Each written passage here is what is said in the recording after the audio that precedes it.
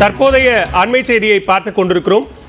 முன்னாள் அமைச்சர் செந்தில் பாலாஜி ஜாமீன் கோரி உச்சநீதிமன்றத்தில் தாக்கல் செய்த மனு மீதான விசாரணையை புதன்கிழமைக்கு ஒத்திவைத்திருக்கிறது உச்சநீதிமன்றம்.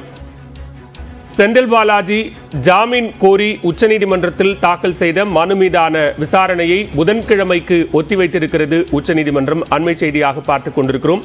சட்டவிரோத பணப்பரிமாற்ற தடை சட்டத்தின் கீழ் அமலாக்கத்துறையால் கைது செய்யப்பட்ட முன்னாள் அமைச்சர் செந்தில் பாலாஜி தொடர்ந்து சிறையில் இருந்து வரும் நிலையில் பல்வேறு முறை ஜாமீன் கோரி அவர் மனு தாக்கல் செய்து வருகிறார். இந்நிலையில் தற்போது உச்சநீதிமன்றத்தில் தாக்கல் செய்யப்பட்ட ஜாமீன் மனு மீதான விசாரணையை உச்சநீதிமன்றம் புதன்கிழமைக்கு ஒத்திவைத்திருக்கிறது.